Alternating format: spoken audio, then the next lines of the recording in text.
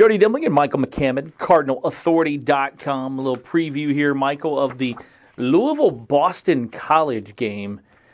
4-2 Louisville, 2-4 Boston College. They're 0-3 in league play. Louisville 1-2. And Michael, I think there's certain ways that this season can, obviously a couple ways this season can go. And I think this weekend's a big telltale because Louisville should win this game and the defense should come out and put up pretty good numbers against a Boston College team that has trouble moving the ball.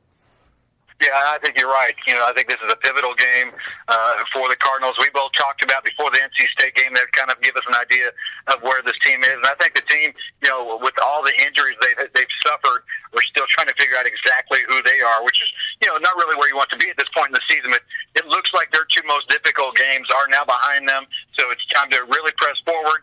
This is it's a game that you got to come out and perform well. I don't think Boston College isn't going to lay down for you, but it's one that certainly Louisville should win. They're big favorites. Bobby Petrino and this team know exactly what the Eagles are going to try to do offensively. They're going to try to run it at you. And we all know that Boston College, under Steve Adazio, is an extremely good football coach when it comes to the defensive side of things. So they know what to expect when Boston College comes in this Saturday afternoon. Here is a crazy stat. Boston College, 4.2 yards per play. They're just one of 8 teams in FBS that's under 4.5 yards per play. It's the third worst in FBS, and only one other team since 2000 in the ACC has had a worse per play margin right now, per play yard in first 6 games, and that was Wake Forest, Michael, in 2014. I said 2006. So that's pretty bad. This Louisville defense needs to dominate and get some confidence this week. They do, and I think this is an opportunity. You're throwing out some stats that really presents a chance for the Cardinals, to come out and kind of regroup. I mean, against Clemson and NC State, we obviously know that they got beat up quite a bit, and especially the secondary. Now that you got Jair Alexander back, this is an opportunity where they can come out and really start to perform well. And like you, I think they need to come out and do just that. I think they need to dominate all 3 phases of the game.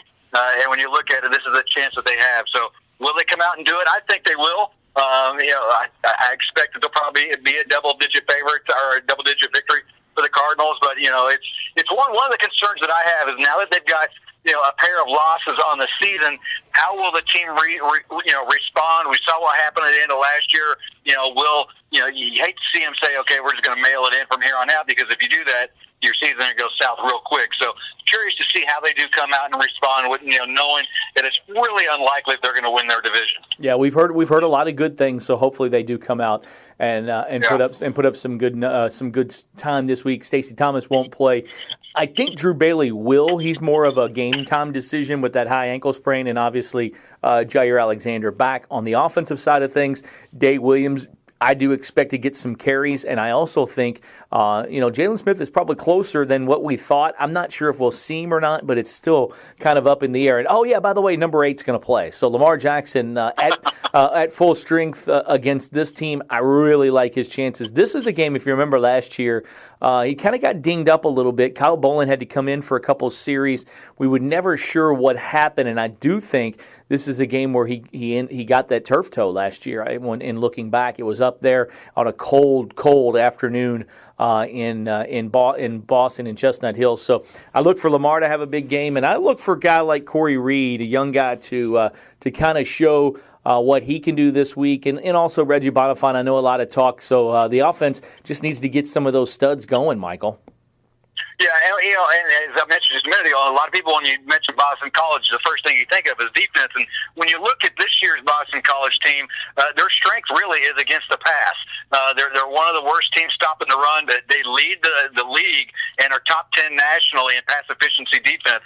So, I think it really presents an opportunity for Lamar to get some big yards on the ground, an opportunity, obviously, for Reggie Bonifant, and if Dave Williams gets his number called, an opportunity for him to come out and shine for the first time as a Cardinal because of his red shirt and then the injury that he's been trying to overcome with the ACL.